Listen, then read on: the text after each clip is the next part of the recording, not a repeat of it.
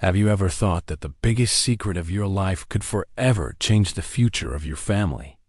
If that question made your heart skip a beat, then stay with me, because what I'm about to share will grip you until the very last word. My name is Vladimir Petrovich. I'm 78 years old now, and I've seen many things in my time. But what I'm going to tell you happened long ago, just after I was married. And it has been sitting in my soul like a heavy stone ever since.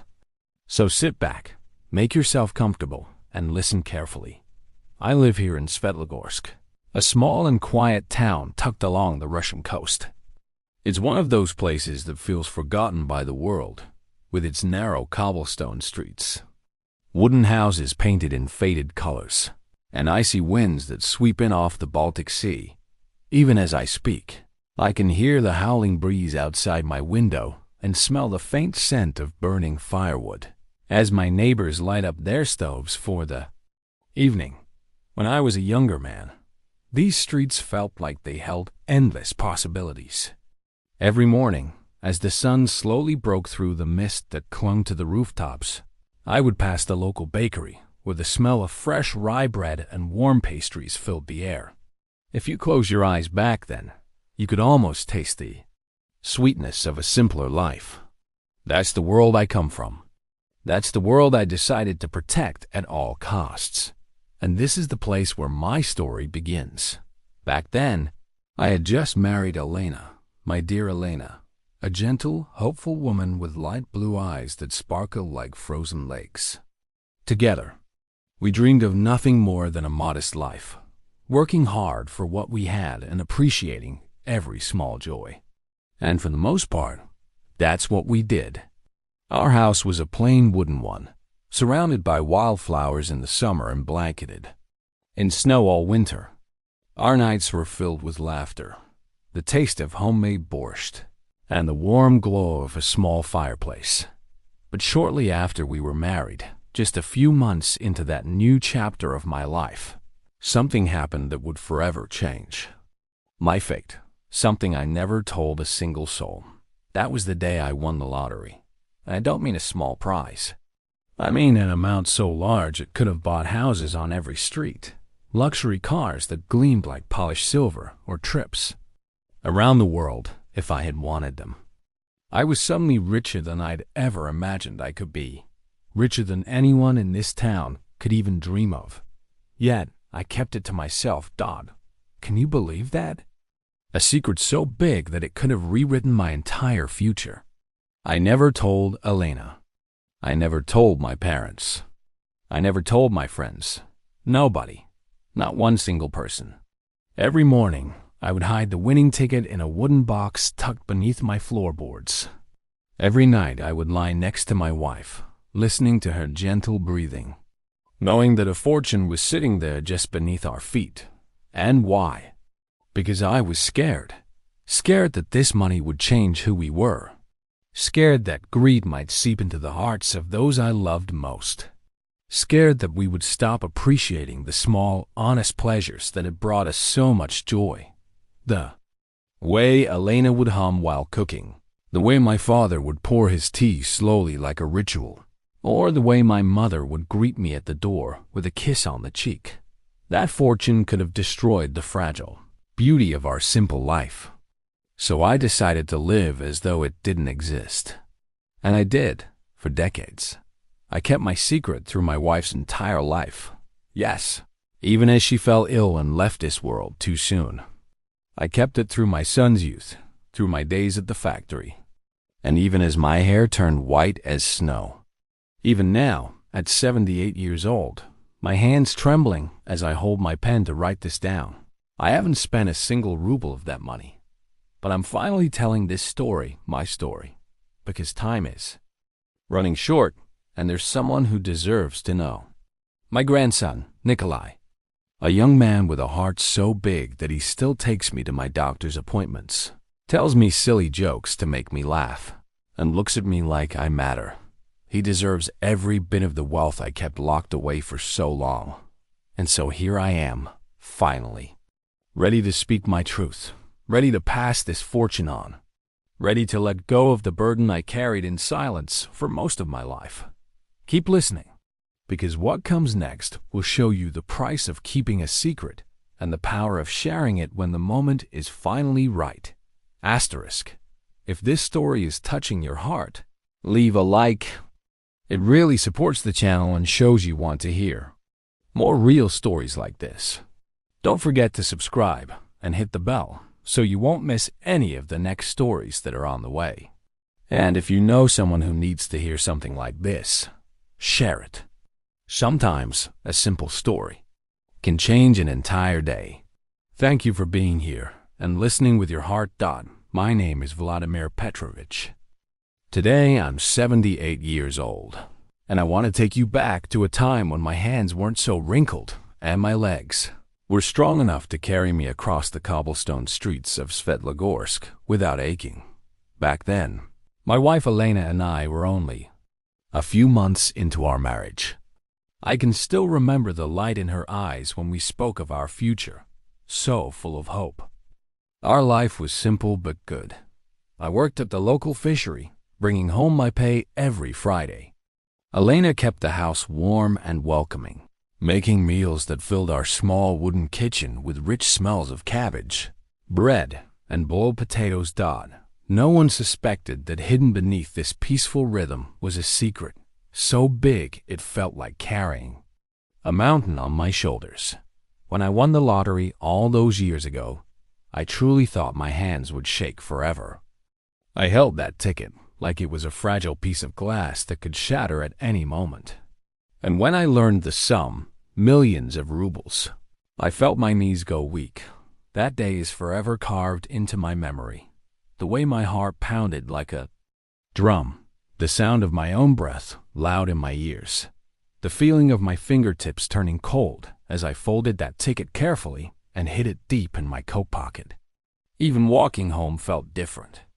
Every person I passed, every neighbor who waved, none of them had any idea that my entire future had shifted in the blink of an eye.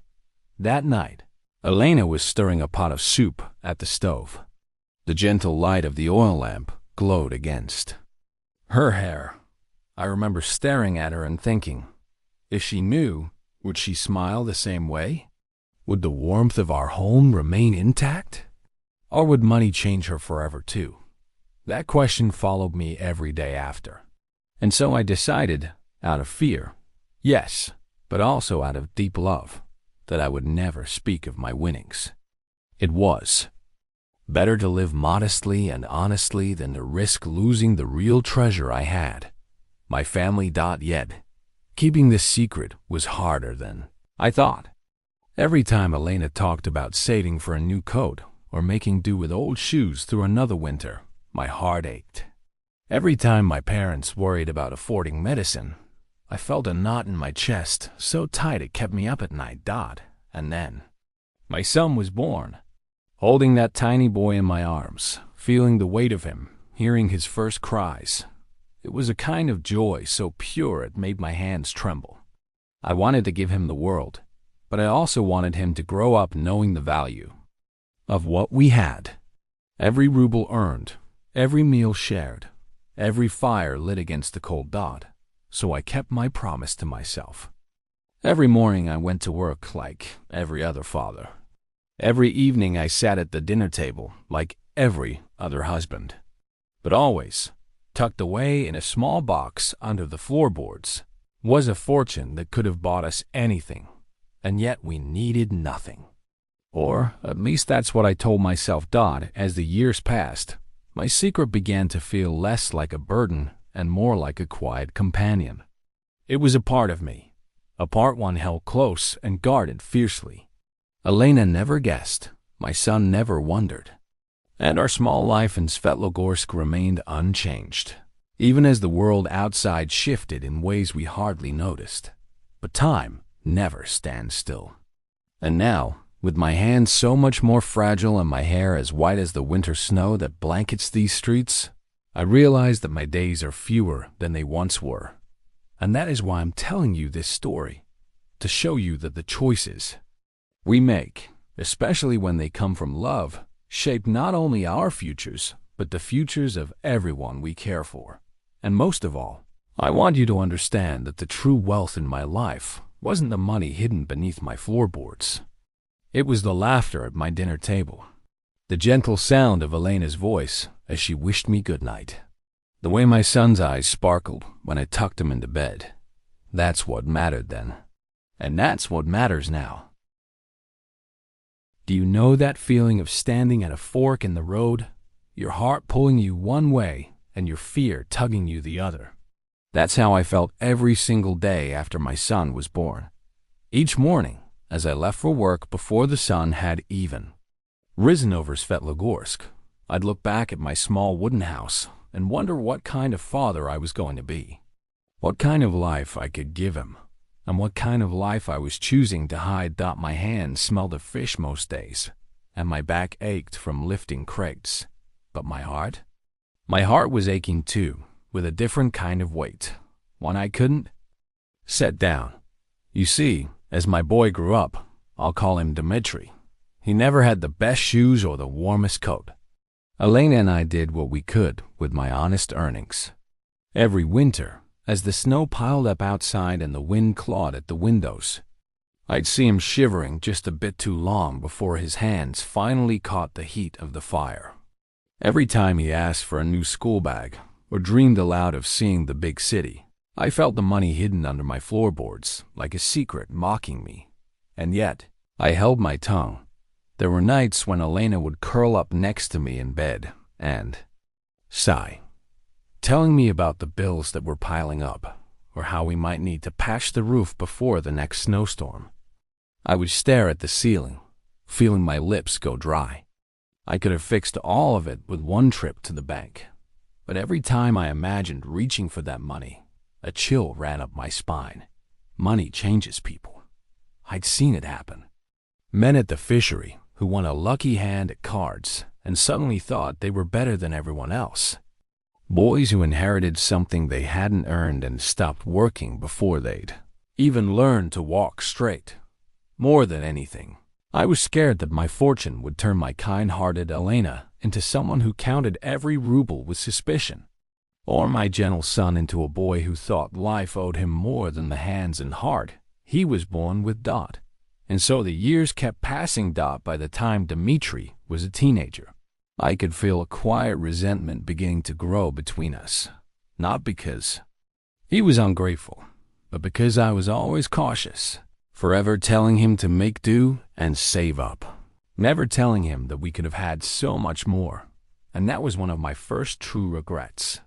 There was one winter, I remember it clearly, when Dmitri came home from school with his boots soaked through, his toes like ice. Elena begged me to buy him a new pair. That night, I sat alone by the fire after everyone had gone to sleep and listened to the house breathe around me. The creaks in the wooden walls, the faint dripping of water from a leak I hadn't fixed, and then I thought of my hidden treasure again. But my hands wouldn't move. My body wouldn't rise. Instead, I sat there until the fire burned itself to embers, telling myself that I was doing this for a reason, that keeping my son grounded was more valuable than warm boots or a patched roof, that if he grew up strong and self-reliant, his heart would never be corrupted by easy money. Still, that guilt followed me. It sat next to me at dinner and walked with me to work every morning. It whispered in my ear at church, told me I was cheating my own family out of comforts they deserved. And every day, that quiet voice grew louder. There comes a time in every person's life when the past feels like a weight and the future feels like a fragile dream. That was how I felt as Dmitri grew into a young man, so full of hopes and ambitions that often clashed with my careful silence. I remember one crisp morning in early spring. The last patches of snow were melting, revealing the dark soil beneath. And there was a smell in the air, damp and rich, like the town was slowly waking up after a long sleep. Dmitri had come home late the night before, his face tense, hands stuffed in his pockets. I could see something was on his mind. That morning, As Elena served him a bowl of hot kasha at the table, I finally asked him what was wrong. "Papa," he began, his voice measured and cautious, "I want to go to St. Petersburg. There's a school there, a good one. I could study engineering. Maybe one day help build machines like those in the big factories. But it's expensive. Too expensive for us." The way he looked at me then, hopeful but resigned, felt like a knife twisting in my gut. I wanted to tell him, "Don't worry. My son, money is no problem. I have more than you could ever imagine, hidden right here under this house." But my lips wouldn't part.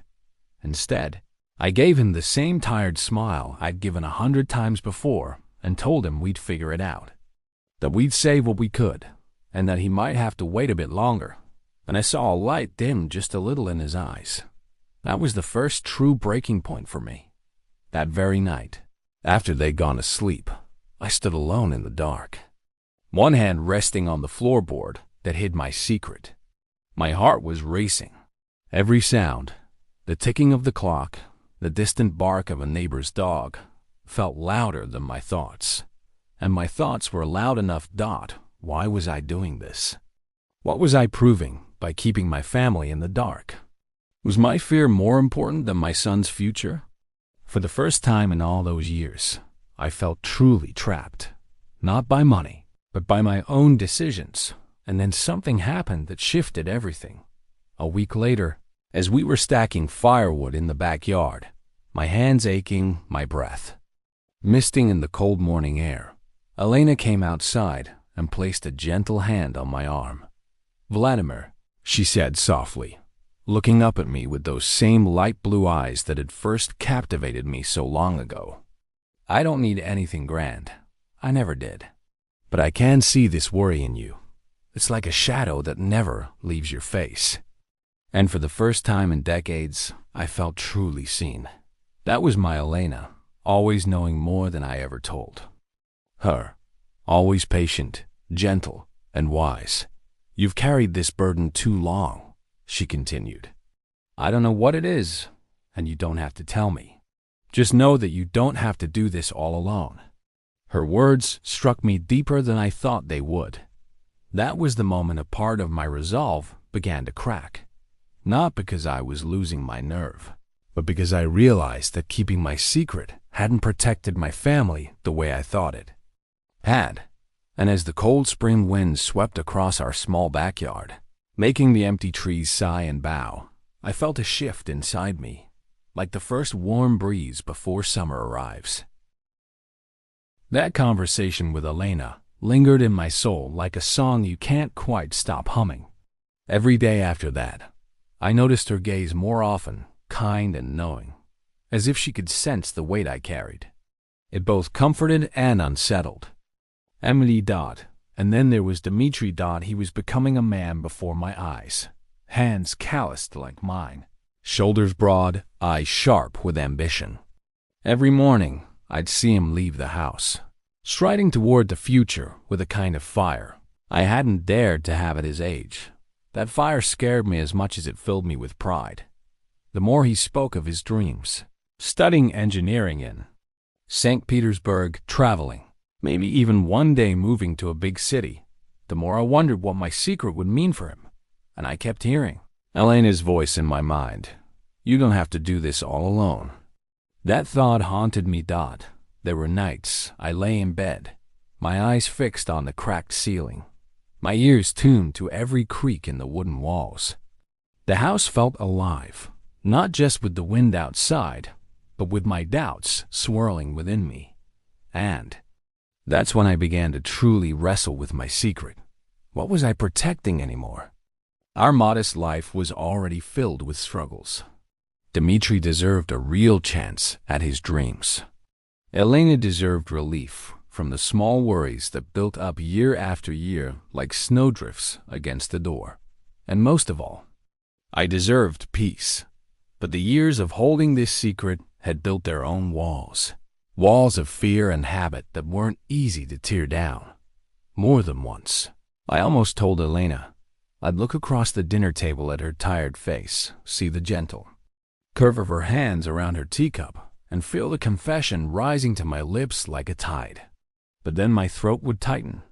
Every time I thought of telling her, my mind jumped to the questions that would follow. Why didn't you tell me before? What could we have done? Why let us live with less all this time? And beneath those questions was one deeper fear, that my silence had built a wall too strong to tear down without losing something precious. And so I stayed quiet. Yet there was one thing that kept me going, one thing that felt clearer with each passing day. I would not take this secret to my grave. The years I had left were not as many as the years I had already lived. And that thought gave me a kind of strength I hadn't felt in decades. I began to make plans. Quiet, careful plans, like a fisherman preparing his nets before setting sail. And though my hands still trembled when I thought of what was to come, my heart felt lighter than it had in a long time. After all these years of keeping my secret like a treasure locked in the dark, I finally began to understand that the greatest wealth I had was not the money I had hidden. It was my family dot, and they deserved to share in that light. Asterisk.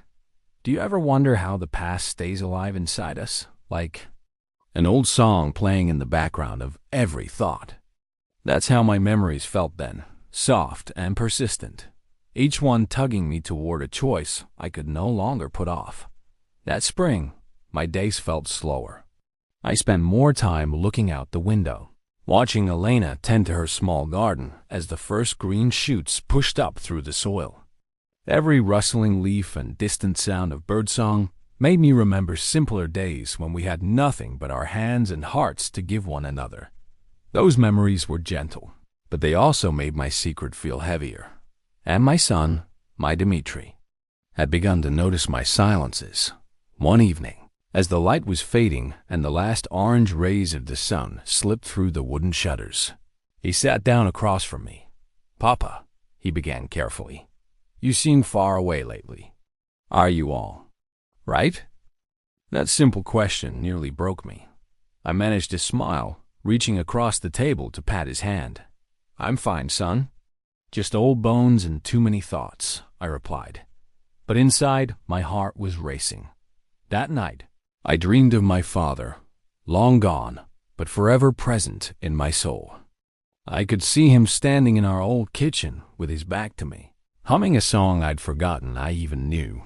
When I woke up, my face was damp with tears I didn't remember shedding. That dream was a reminder. My father had worked himself too. The bone to give me what little he could, proud and uncomplaining. What would he have thought of me keeping this treasure hidden while my own son longed for a better future? The more I thought about it, the more I felt the walls of my fear begin to shift. And then one morning, the kind of morning that feels like a quiet gift, I took a walk to clear my head. The town was waking up slowly. Smoke curled from chimneys. A shopkeeper pulled up his shutters, and someone was humming to themselves as they walked along the cobblestone road. With every step, my resolve grew stronger. That was when I knew I couldn't hide forever. I thought about Elena's words. "You don't have to do this all alone." And I thought about Dimitri's hopeful face when he spoke of his dreams. And most of all, I thought about my grandson, Nikolai, who wasn't even born yet, but who I hoped would one day understand the choices I had made by the time I reached home. My hands were trembling, but my heart felt steadier. Some secrets grow so large they cast a shadow on everything around them. And the only way to let that shadow go is to finally, truly step into the light. And that was what I knew I had to do. As the days passed, I found myself paying closer attention to the small, everyday moments that made up our life. Elena humming softly as she set a pot to boil, Dmitri helping her chop vegetables, the sound of my old chair creaking as I sat. By the window each tiny thing felt more precious than ever, as if I were seeing my world with clearer eyes. And yet, beneath that gentle rhythm, my secret still pulled at me like an invisible thread. One evening after supper, Dmitri was telling. "You asked about a new opportunity in St. Petersburg. an apprenticeship that could lead to a steady, promising career.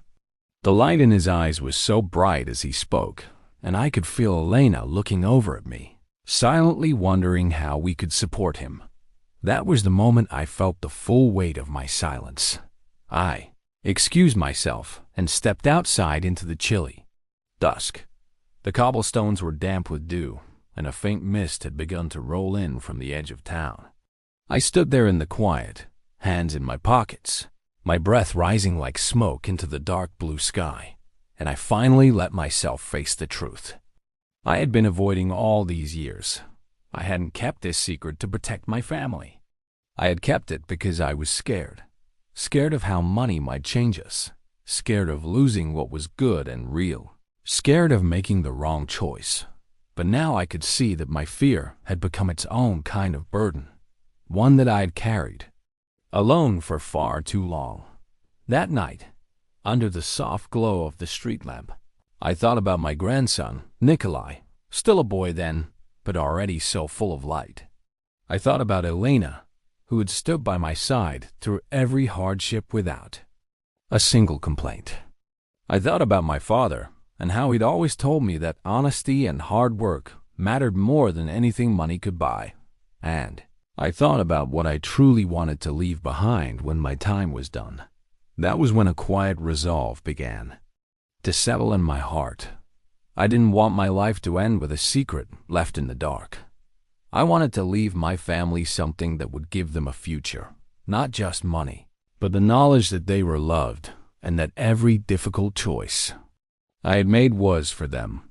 When I finally went back inside, Elena was knitting by the fire, and Dmitri was already asleep.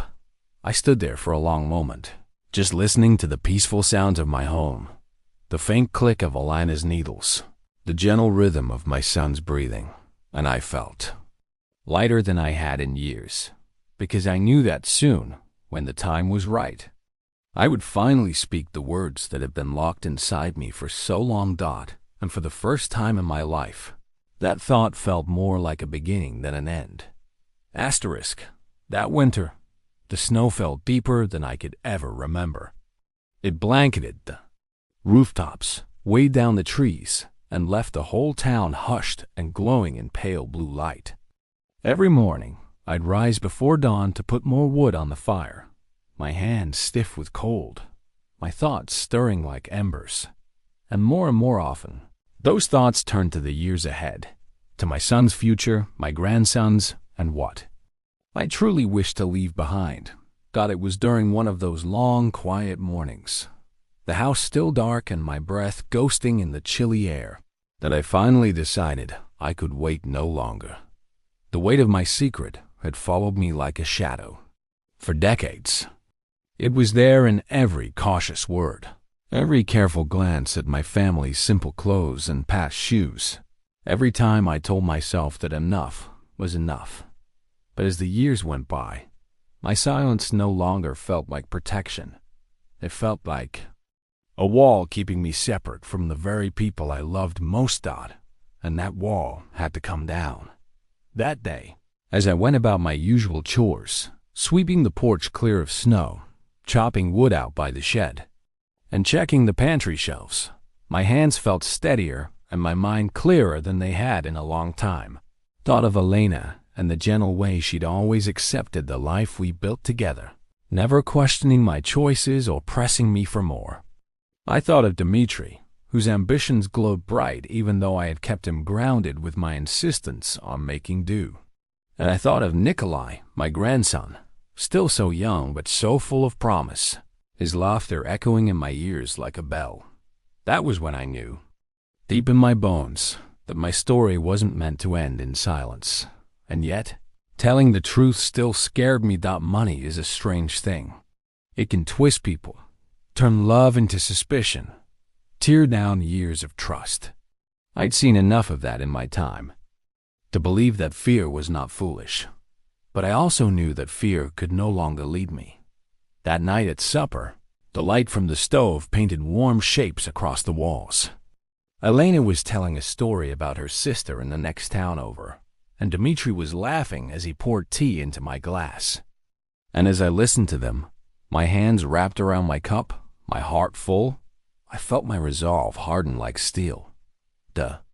Next time I spoke to them about my past, I would do it honestly, without fear, and I would trust them, truly trust them, for the first time in decades.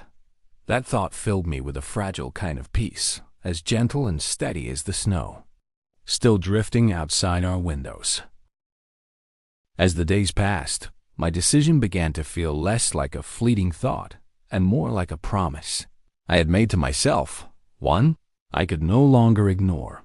The winter winds that had kept the town wrapped in their icy embrace finally began to ease, and tiny signs of spring peeked through. A drip of melting snow from the eaves, the green tips of grass pushing up between cobblestones, a softness to the light at dawn.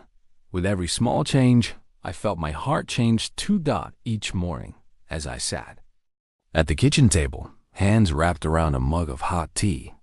I thought of what I would say when I finally shared my secret. I thought of Elena's gentle patience, of Dimitri's bright hopes, of Nikolai's easy laughter, and I felt both fear and relief stirring inside me like the first warm breezes before a storm.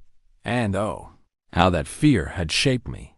For years, I had told myself I was protecting my family by staying silent, telling myself that they were better off never knowing that money lay just beyond their reach. But as my hands grew more fragile with age and my breath came a little shorter each morning, I began to see the truth more clearly. My silence hadn't been strength. It had been fear, and fear is a poor legacy to leave behind. I began to wonder what my family would feel when they finally heard my confession. Shock, perhaps, or even anger that I had kept this part of myself hidden for so long. But I also hoped they might see my reasons, see my heart, and understand that my every choice had been shaped by my deep, imperfect love for them. More than anything, I hoped they would forgive me. That thought kept me awake at night as I listened to the house creak and sigh around me, as familiar as my own heartbeat. And as I lay there in the dark, I thought of my grandson Nikolai. So gentle, so bright, and I hoped my truth would open new doors for him. That was the reason I had kept going all these years. That was why my hands still felt strong enough to hold this story until I could pass it on. And so, with each sunrise, my resolve grew. There would be a day, very soon, when I would gather my family together, not as a tired old man with secrets, but as a father and grandfather who was finally ready to speak. And when that moment came, I would face them not with fear, but with all the honesty my heart could give. Asterisk. By the time the first true days of spring finally arrived, skies painted in softer blues, the scent of damp earth rich in the morning air. My heart felt as though it was carrying an entire lifetime in its hands. Each small ritual of my day took on a deeper weight. The way Elena brushed a stray lock of hair from her face as she read. By the window, the careful sound of Dimitri's boots as he left for work at the break of dawn. And the way Nikolai, my grandson, laughed when he visited, his bright voice filling our house like sunshine through every corner. With every one of these small, beautiful moments, my resolve to speak my truth grew stronger. And yet, as the time drew closer, the fear never fully disappeared. It was there with me every morning when I rose to put water on the fire, a cold knot in my stomach. It was there every evening when Elena wished me good night, a gentle weight on my chest as I lay staring up into the dark. And still, I kept going. I thought often of my father in those days. How proud and stern he had been, how careful with every ruble and every word. I thought of my mother too, her hands forever busy, a voice forever warm, and wondered what they would have told me to do if they'd known. Maybe they would have understood my fear. Maybe they would have urged me to speak up long ago, and maybe they would have told me, as Elena did with a quiet smile, that the most important thing was to let the people I loved see the whole of my heart. That thought gave me courage. More often, as I moved through my days, chopping wood for the fire, patching a worn chair, watching Dmitri talk with Elena over supper. I imagined gathering them together and telling them everything. And each time I pictured that moment, I felt my hands grow steadier, my voice clearer, because after all these years of silence, I finally knew what mattered most. Not the money hidden under my floorboards, not the fears that had kept me quiet, but the simple, powerful truth that my family was my greatest treasure, and they deserved every part of me, not just the careful version I had let them see. That was what I would tell them. And with every breath I took, I felt myself drawing closer to the moment when I would finally speak. The day finally came when I could wait no longer. Spring had fully unfurled across Svetlogorsk. Patches of green had spread across the hills, and the morning skies glowed with a softness that felt like a gentle hand on my shoulder. And there, I was standing in the middle of my kitchen, hands trembling, heart beating so loud I could almost hear it over the birdsong outside. I thought of all the years that had passed, all the seasons I'd kept my secret locked inside me like a treasure chest. I thought of Elena, how she had held my hands through all our struggles, never once doubting my decisions.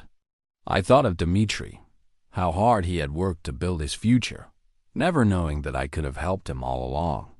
And I thought of my grandson Nikolai, his bright eyes and gentle spirit, the one I hoped to give this inheritance to. And I knew, with a kind of aching certainty, that this was the moment I had been waiting for my entire life. That evening, as the sun was setting and casting a golden light across our small wooden house, I called them all together. We sat around the table just as we had 100 times before. Elena across from me, Dmitri at my side, Nikolai leaning forward with his chin propped on his hands, eyes shining with curiosity. And then I spoke. My voice felt strange at first, tight with all the years of silence, but as I told them my story, it grew steadier. I told them about the ticket, about the money that could have changed our world so long ago. And I told them why I had kept it hidden all this time, not because I didn't trust them, not because I didn't believe in them, but because I was scared. Scared that wealth would take from us the simple life that had brought us together. Scared that we would lose sight of what truly mattered. Scared that I might lose them, too. And as I spoke, I watched their faces. Surprise first, then confusion, then slowly something softer and deeper, like the light at the end of a long tunnel. When I finally fell quiet, Elena reached across the table and took my hands in hers, her eyes glistening. "You silly old man," she whispered, a tender smile on her lips. "Did you really believe that money could change what we are? Nothing could do that. Nothing ever could." And then Dmitri put a strong hand on my shoulder. And Nikolai, dear, kind Nikolai, beamed at me like I was the most remarkable grandfather in the world. In that instant, all the weight I had carried for so long melted away, and I knew, without a doubt, that I had been wrong to fear, because love, real, honest love, is richer than any fortune, and it is the one thing that will never lose its value. Asterisk, that evening remains forever etched in my heart as the most important of my life. After I spoke my truth, after decades spent in the shadows of my own fears, our little wooden house felt lighter than it ever had before. We stayed there for a long time, just looking at one another with quiet smiles, as the last rays of sunlight streamed through the windows like a warm embrace. And I realized, then and there, that my greatest wealth had never been hidden beneath the floorboards. It was right there with me, in Elena's gentle hands wrapped around mine, in Dmitri's strong, reassuring gaze, and most of all, in the bright, hopeful face of my grandson Nikolai. That was my treasure. That was my legacy. I spoke to them one last time, my voice soft but steady. "You deserve to know everything," I told them. "And I want you to know that this money will never matter more than you do. I kept it for you, to give you a better life, Yes, but also because I wanted to leave you something more important than a fortune. I wanted to leave you my love, my honesty, my trust. And as I spoke, I could feel every word settling into their hearts like seeds planted in warm soil. That was when I finally understood that money could never build a home. Money could never make a family laugh together at the dinner table. Money could never turn fear into courage or regret into peace. And money could never hold the hands of those you love most as you face the years ahead. But what can? Your choices, your honesty, your devotion to those who mean everything to you. That is real wealth, the kind that never fades, never withers, and never dies. And so, when my time comes to leave this world, I'll do so with a light heart, knowing my family holds my story, my secret, and my blessing.